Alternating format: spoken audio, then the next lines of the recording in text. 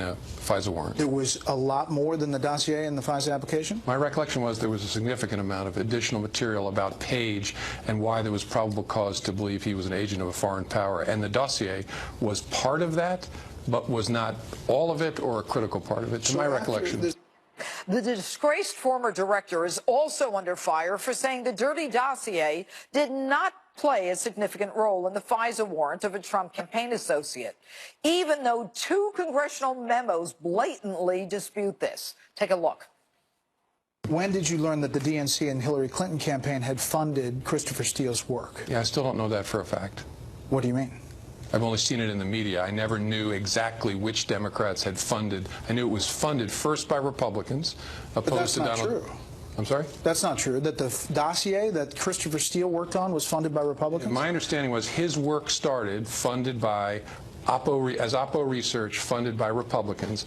So Free Beacon and said that they had Glenn Simpson and Fusion GPS on a kind of a retainer, but they did not fund the Christopher Steele memo or the dossier. That was initiated by Democrats. Okay, my understanding was the activity was begun that Steele was hired to look into, was first funded by Republicans, then picked up, the important thing was picked up by Democrats opposed to Donald Trump.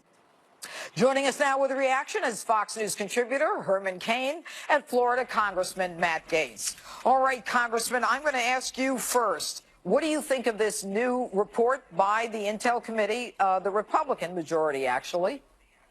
Well, this report is a decisive win for the president because it supports what the president has been saying all along, and that is that Russians had a greater involvement in the drafting of the Hillary Clinton-funded Christopher Steele-authored dossier than they ever had with the Trump campaign. No evidence of collusion still, and frankly, Judge Jeanine, this points out the need to disband the Mueller investigation because it's built on a rotten premise that has now been disproven with 250 pages of fact.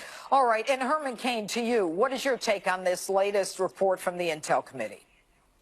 My take, Judge Jeanine, is that he is not in hot water. He lied and lied and lied. And now we have to wait for the process to play itself out. Comey, I'm talking about. We now have to wait for the process to play itself out for him to end up in court such that a court judgment proves that he lied and tried to keep a cloud over this administration.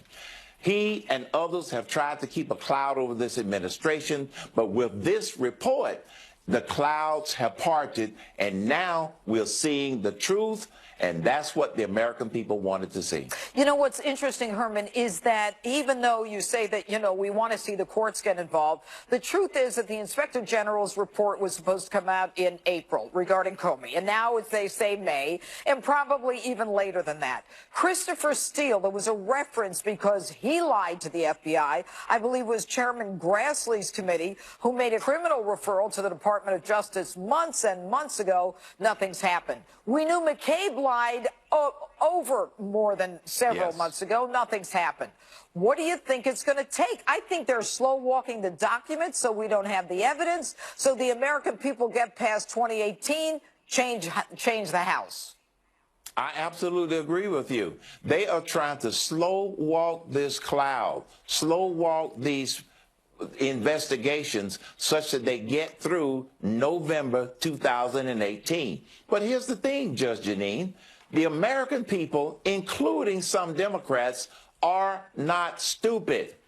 We've had enough evidence come out, even through the media, that says he has lied and discredited himself, and they are not going to swallow the gullible lies that the Democrats and the liberals are trying to push on the American people. They won't be able to slow walk this one, because when that AG report comes out, it's going to be the icing on the cake. All right. And Congressman Gaetz, you know, you ended by saying your last comment that, you know, it's time for the special counsel, Mueller's group to be disbanded. But today, or yesterday, I believe, it was Chairman Grassley of the Senate Judiciary who led a bill out of committee supported by a few Republicans like Lindsey Graham, saying they're going to block the president from firing Mueller and disbanding the commission. I mean, on the one hand, we've got you saying one thing, and then we've got Grassley saying another. Why is Grassley wasting his time with this kind of a bill? Well, Senator Grassley has done a lot to contribute to our investigation of the FBI and their wrongdoing. My concern is that we have some Senate Republicans who are more worried about protecting Bob Mueller than they are about protecting the United States border and our Constitution. I wish the Senate would take up the 500 bills the House has sent over to advance the Trump agenda and to restore constitutional principles. Instead, they're wasting time on this frivolity. The Constitution could not be clearer. The employees of the executive branch work for the president, and he can fire them. Okay, well, there's no question about that, but I'm just going to go back to you, Congressman Gates. One of the things that Chairman Grassley answered when I asked him that very question, House passing almost 500 bills, Senate doing virtually nothing, he said, well, you know, we've got the filibuster, so I can't do anything unless I have bipartisan support. What do you say to that? They have the filibuster because they want to have the filibuster. You know what, Judge Janine? If some Democrat wants to filibuster one of the president's appointees or meaningful legislation, let them take to the floor of the Senate and stand up and read the phone book or Dr. Seuss, and let the American people see the absurdity that is playing out in the Senate with Democrats refusing to do their job and take tough votes. And you know what? Mitch McConnell's helping them because he won't actually bring bills to the floor, and he empowers Chuck Schumer and the Democrats far too much. Okay, and Herman Judge, Cain, what do you say to that? Yeah. What I say to that is he is absolutely right. Look, memo to Senate. You are not president. They're trying to micromanage the president by telling him who he can fire and not fire. It's his decision. And they seem to forget this. And this isn't the first time that they have tried to micromanage the decisions that this president has the ability to make if he wants to. Let him do his job, United States Senate. And, you know, Congressman, you know, America is fed up with Congress. They have one of the lowest approval ratings of anybody. I mean, I can't think of anyone other than career criminals who have lower approval ratings. But they're not doing anything anyway. This resistance, this obstruction. Here we are a year later, and there's nothing on Russia collusion, nothing. And the Democrats keep saying, it's coming, it's coming. And we are wasting away the ability to support this president. Republicans, too.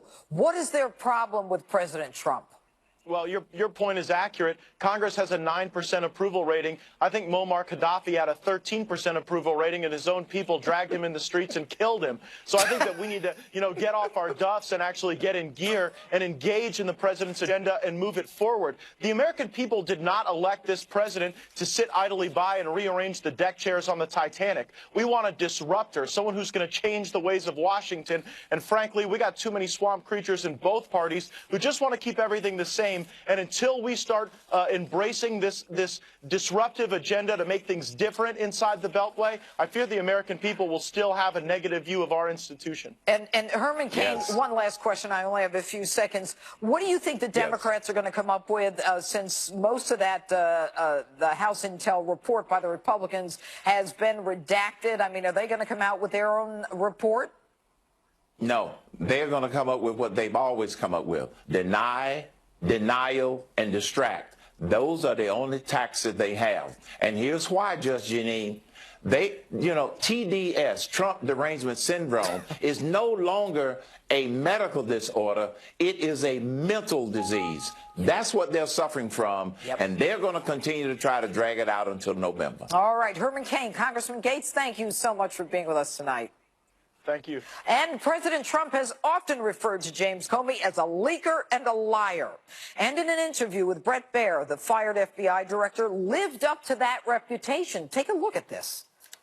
I don't consider what I did with Mr. Richmond a leak. I told him about an unclassified conversation with the president. FBI protocol says your own employment agreement with the FBI prohibits, quote, the unauthorized disclosure of any information or material from or related to FBI files or any information acquired by virtue of my official employment without prior written permission from the FBI. Did you have written permission? No, and I didn't consider it part of an FBI file, all the things I talked about with Anderson. You wrote it as an FBI director. It was a work product. No, it was not. It was my personal aide de memoir. President? Sure. I created 2 copies of it, one to keep in my personal safe at home, and I left another one at the FBI so the Bureau could always have access to it. But I always thought of it as mine, like a diary. You said in the memos, I said I don't do sneaky things, I don't leak, I don't do weasel moves. But I mean, we can argue what a leak is, but that's a leak, isn't it? It's not. Okay. Joining us now is Fox News contributor Sarah Carter, CPAC Chairman Matt Schlapp, and GOPAC Chairman David Avella.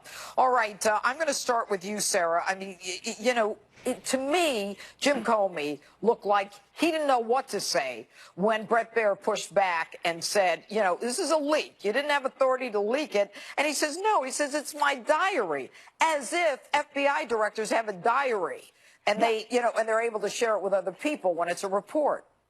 Well, you're absolutely right, Judge Jeanine. And he was trying to explain, like, well, this was my personal memoirs, which I started at the FBI and then I put a copy of in my home. Well, nobody can do that.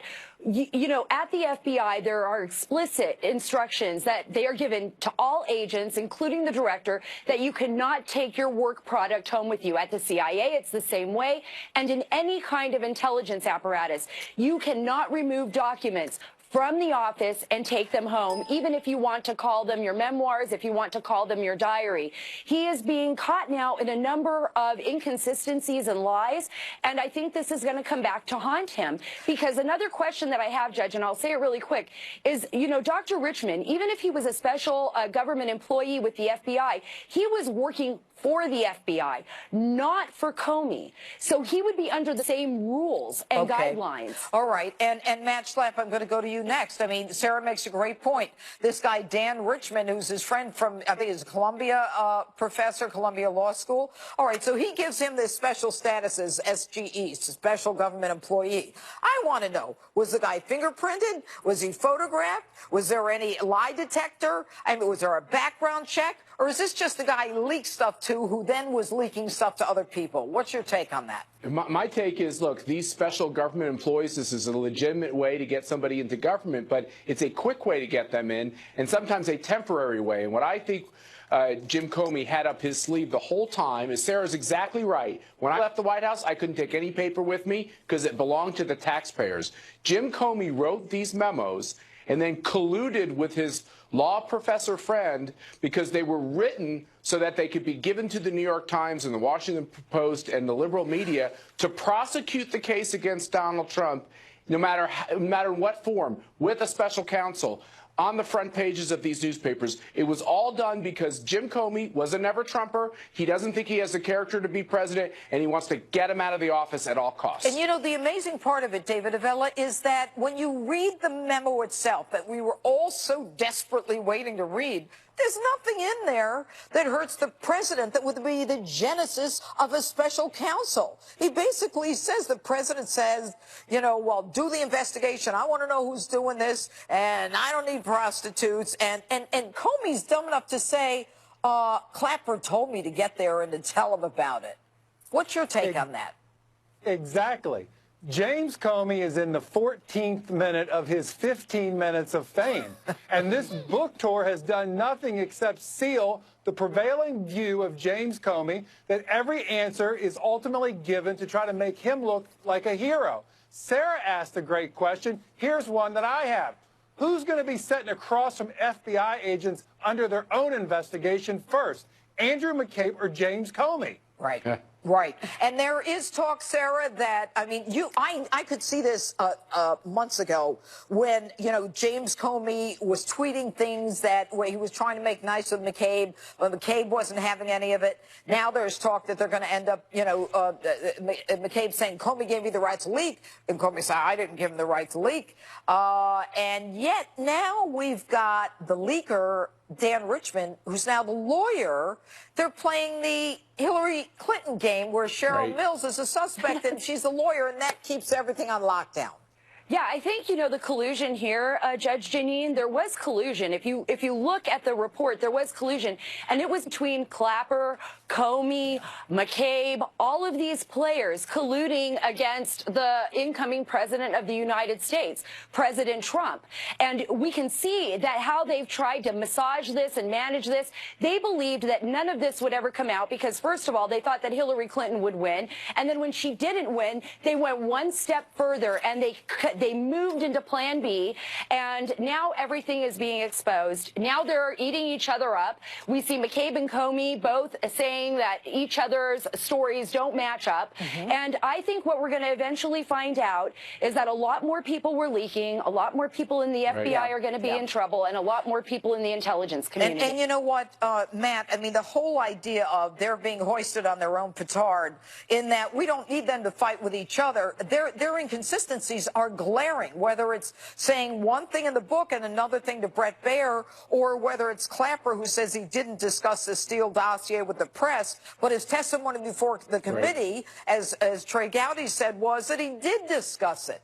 So it's all the same theme, which is each one of these men, whether it's Steele or McCabe or Comey, they have an intricate way of doing something that is illegal, inappropriate, and against their oath of office, which is they are releasing information that should not be given to the press, and it's not even accurate information. It's information that's used to try to go after political enemies. And I tell you this, Judge, and I've been involved in politics too dang long, if there's no collusion with Russia and there's not one scintilla of evidence from anything, the American people are fair.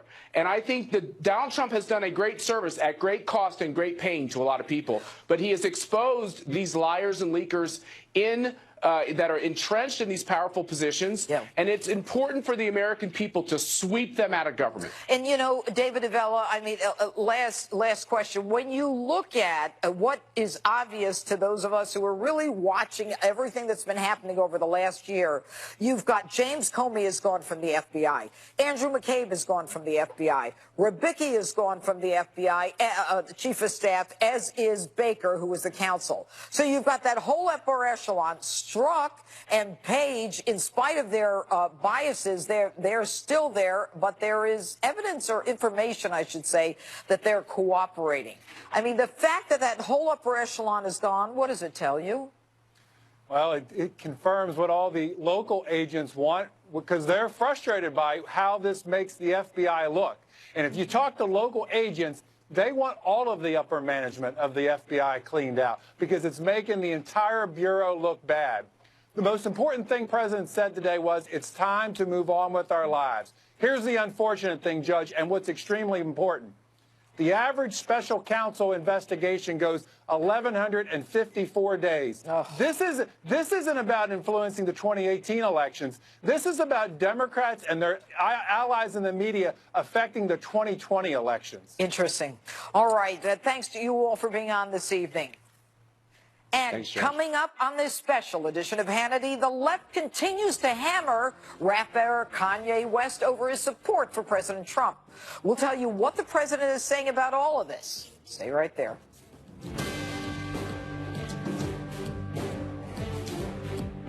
Special edition of Hannity, Trump, the disruptor in chief. Now, President Trump is challenging the political status quo, and according to a report, quote, Trump is thinking about inviting Kanye to the White House for dinner, sources say. President Trump also tweeted, Kanye West has performed a great service to the black community. Big things are happening and eyes are being opened for the first time in decades. Legacy stuff. Thank you also to Chance and Dr. Darrell Scott. They really get it. Lowest black and Hispanic unemployment in history. And, of course, the show of support between the president and West is sending the left and the media into a frenzy. Take a look at this. Today, Kanye West has a lot of people wondering if he cares about black people. Rapper Kanye West tweeting today, you don't have to agree with Trump, but the mob can't make me not love him. We have the right to independent thought. Yes, we have the right to independent thought, and I independently think that Kanye has lost his mind. Donald Trump is your brother. It is true. I am your brother, too. And brother to brother, I just want to say, put the phone down. Can I ask if you've detected something on this set? What? Have you guys noticed? You feel it? Willie and I have it. What? Very few people have it. What's wrong? The president has it. What? Kanye has it. What are you talking about? Dragon energy. No, stop. Gross. Dragon energy. Before he was president of the United States, he was just a TV host, or I think they viewed him maybe as harmless, and he was somebody that they could aspire to, or at least aspire to that lifestyle. But I think now the terms have changed a little bit, so that's why you've seen so much outrage against Kanye. When the president starts bragging about all the things he's done for black folk, Kanye West doesn't represent black people. Listen to All Falls Down. This man has been lost for years. Joining me now with a reaction is Fox News contributor and CRTV.com host Deneen Borelli and Turning Point USA founder Charlie Kirk. All right, Deneen, I'm going to start with you. Deneen, who would ever have thought that we would have discussed pop culture and pop culture icon in a segment with Donald Trump? Well, let me just say, if the president does invite Kanye West to the White House, the left is clearly going to go over the edge. But really, the message is breaking through, Judge Janine. And, the left cannot control President Trump. He has over 51 million Twitter followers. They can't control Kanye West. He has over 27 million Twitter followers. The message is breaking through. And I think it's great that Kanye West is standing up for independent thought. And the backlash that he is getting is expected, but I'm glad he is still sticking to his guns. Well, and you could see the president there with Kanye West at Trump Tower. I think it was during the transition period after the Donald Trump had been elected, but was still president-elect. Charlie, I'm going to go to you. You know, the frenzy and the hysteria that we've been hearing about from the left criticizing Kanye is reminiscent to me of McCarthyism. How dare you think that this Donald Trump is anyone that you should support? Forget about the fact that black and Hispanic unemployment is the lowest in history.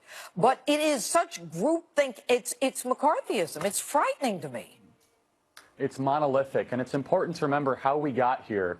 A week ago, our incredible communications director, Candace Owens, was praised by Kanye West, and it seemed to have broke the internet. Just 7 words. I love the way Candace Owens thinks. And then you saw the bubbling up, the media starting to go after Kanye. And good for Kanye. He said, you know what? I'm going to double down. I'm going to tweet out a picture of me wearing a Make America Great Again hat. And he just doubles down. He triples down. And it's really triggered a national cultural conversation of, wait a second, why are black people voting for Democrats at a 95% clip? The Democrats and their policies are the very ones that have harmed the black community the most over the last 50 or 60 years. And you saw Chance the Rapper, he tweeted out, he said, not all black people have to be Democrats. Correct. This monolithic groupthink that has been happening in the black community politically over the last 30, 40 years has harmed them. And this is the type of cultural change that needs to happen. Oh, okay, and I want to come back to you about Candace Owens, but Deneen, I want to go to you.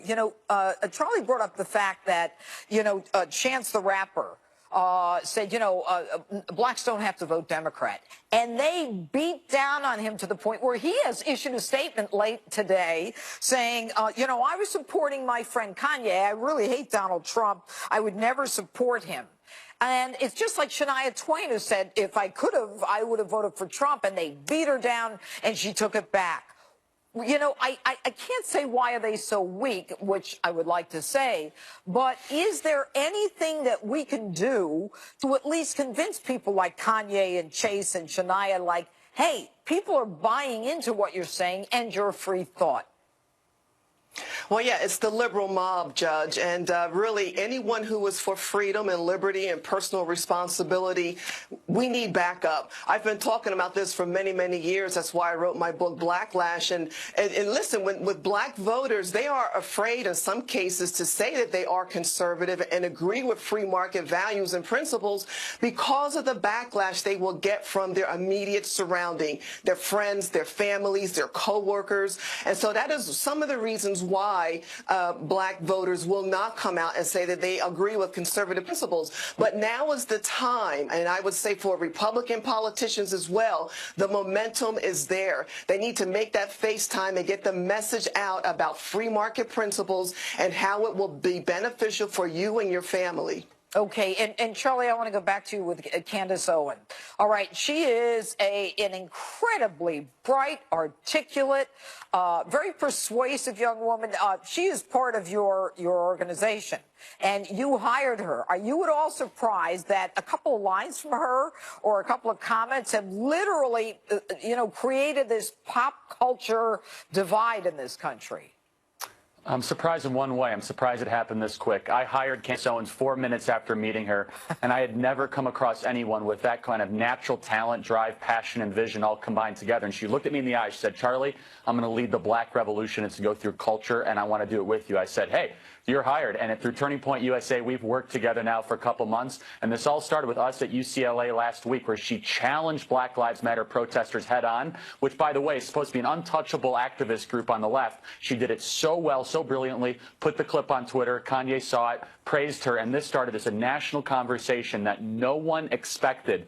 I'm so proud to have her as our communications director. We need more courageous young warriors like her. And with the support of many other students across the country and her, we're going to help turn this around. Well, Charlie, and I agree with Charlie. Kudos to you and your group, and to Candace, definitely. No question. Charlie, Deneen, thanks so much for being with us tonight. Thank you. You bet. All right, and coming up, President Trump could be on the verge of a big win after a historic peace summit between North and South Korea. We'll show you how the president is reacting next on this special edition of Hannity.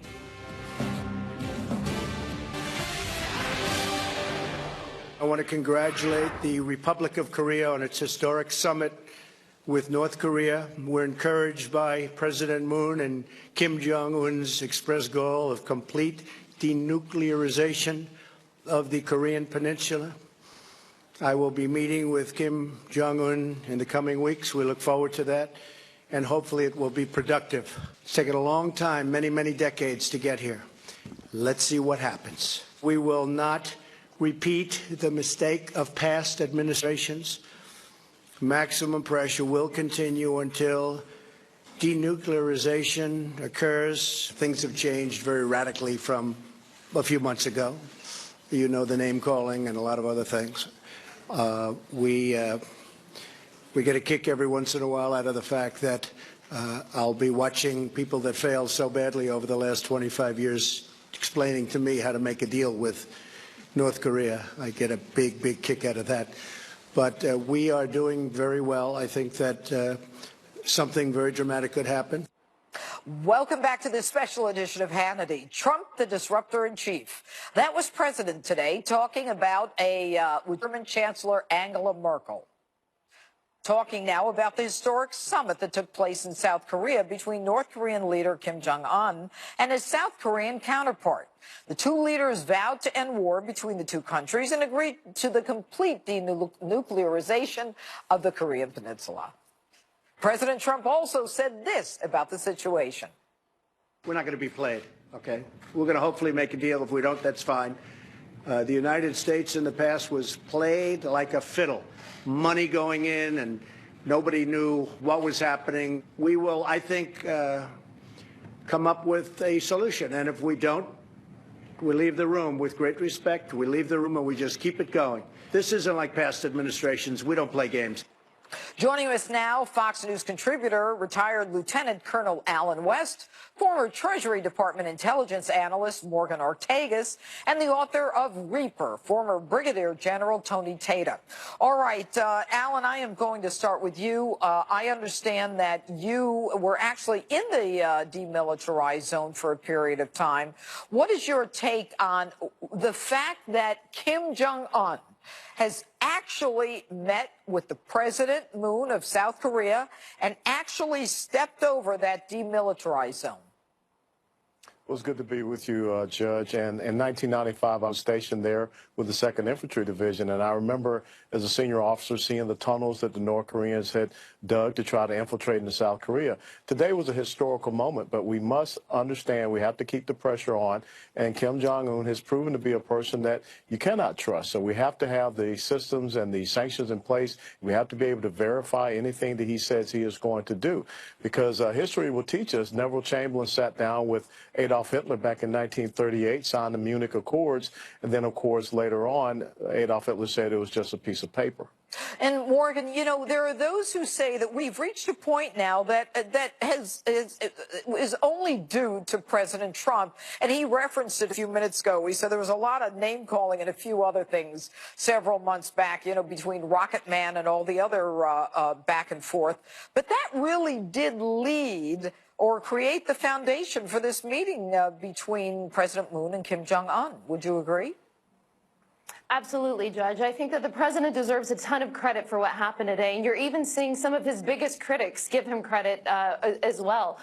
The South Korean president went out of his way to say that the policies that the president has pursued is what has led towards today. I would say, though, that when you look at what the general just said, we view everything with skepticism when it comes to Kim Jong-un. But today we saw for the first time the North Korean leader step on his South Korean soil. We've never seen that before. And it's not just the rhetoric. The rhetoric is important. It's the fact that there is a credible threat of force behind the rhetoric. And I would add, Judge, that the historic sanctions that Nikki Haley and the Trump administration pursued at the UN deserve a lot of credit, because what happened was that we caused pain in his pocket where it hurts the most. So clearly one of the reasons he's coming to the table is because of this whole of government approach. You have an American president who the world believes will take action. You have historic sanctions. And I would add, look at what's happening with the Chinese. Look, the president is sending his top economic team next year to China, and the Chinese were a part of this because this is a comprehensive strategy in East Asia. General Tata, let's talk about the military component, where the president has indicated that he has no reluctance whatsoever to use his military option and force to back up, and he's also not afraid to walk away if he doesn't get what he wants from Kim Jong-un.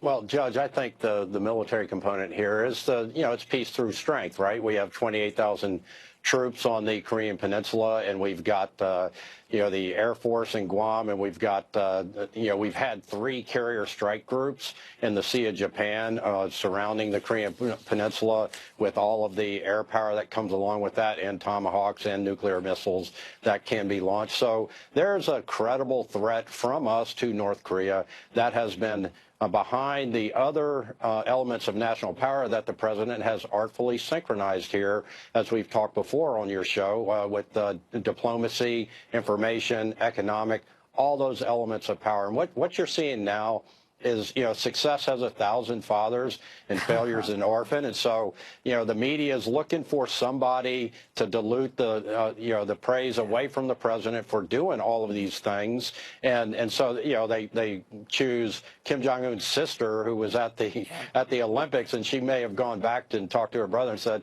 hey, it's pretty nice down there. They have food. You might want to go check it out. But, it's a credible threat of military force. And President Trump is synchronizing that in a very good way that has led to this point, and President Trump and his team deserve the credit. Mike Pompeo deserves a lot of credit, as well as Ambassador Haley. Okay, and so, Alan, I'm going to go back to you. Looking at Kim Jong-un with President Moon, I mean, this is a guy who was killing us 6 months ago. He was standing there with all of, his toys of war, and, did he have a lobotomy? I mean, what got to this guy that everything about him has changed? His body language has changed. Were the economic sanctions that severe? And is someone in his country telling him, hey, you better make this right or you're going? Well, I think it is, as General Tata just said, when you have a credible military threat and a deterrent, that backs up your foreign policy.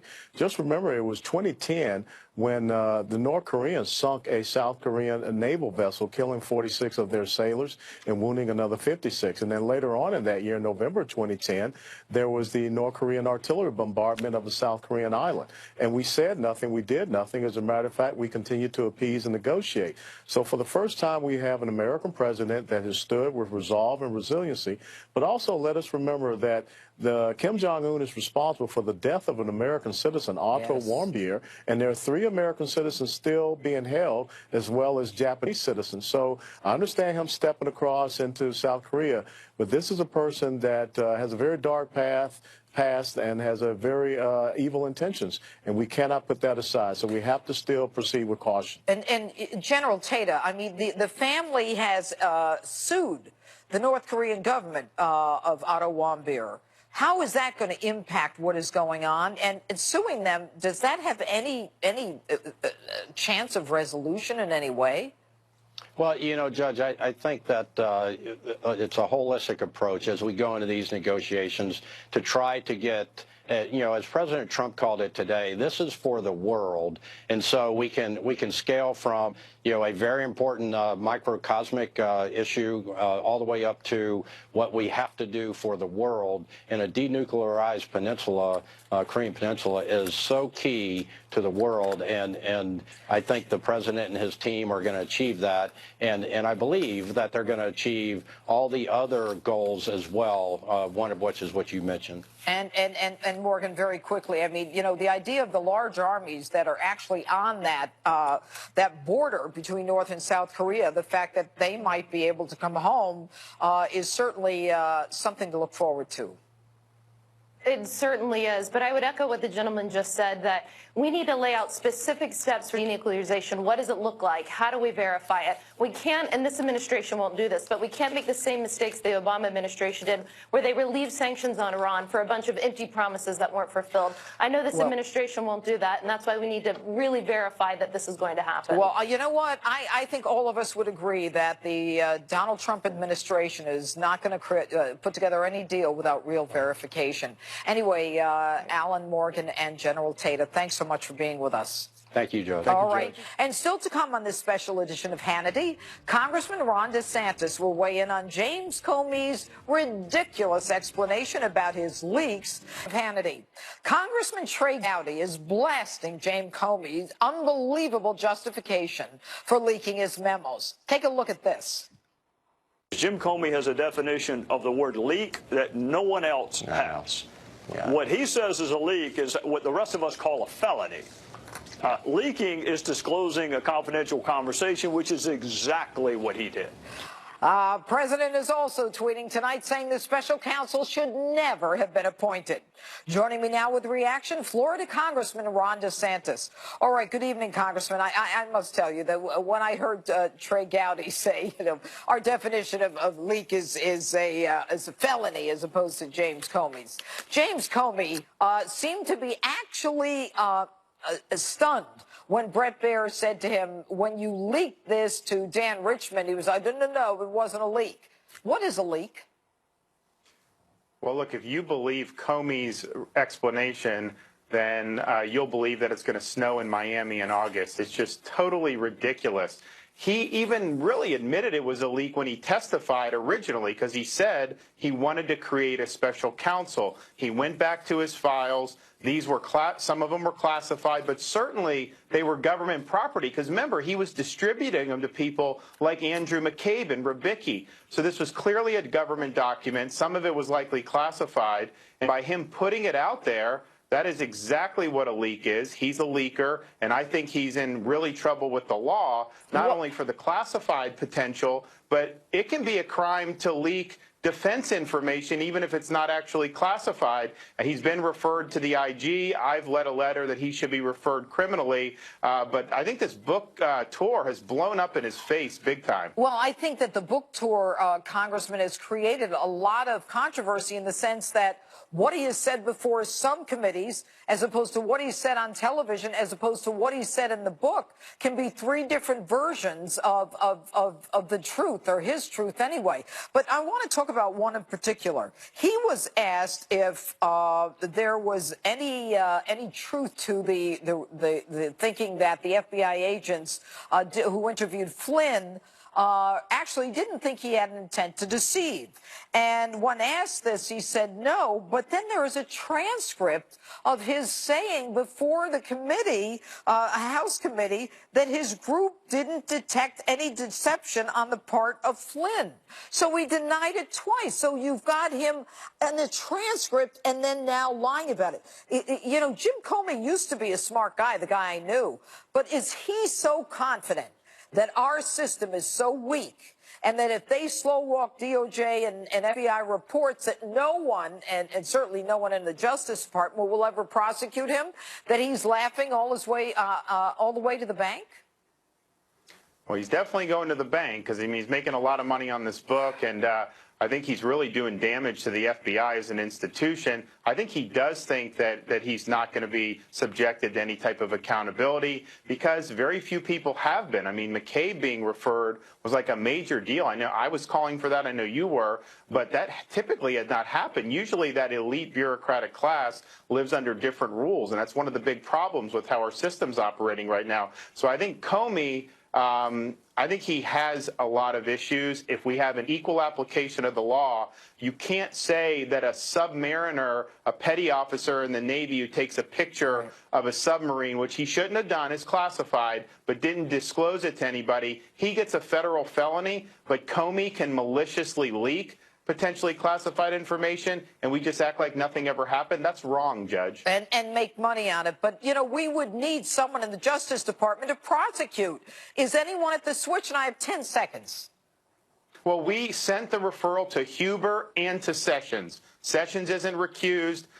We need to get an answer on that, but I think that we're closer than we were 3 or 4 weeks ago. Well, let's hope so. Congressman Ron DeSantis, thanks so much. Coming up, more of this special edition.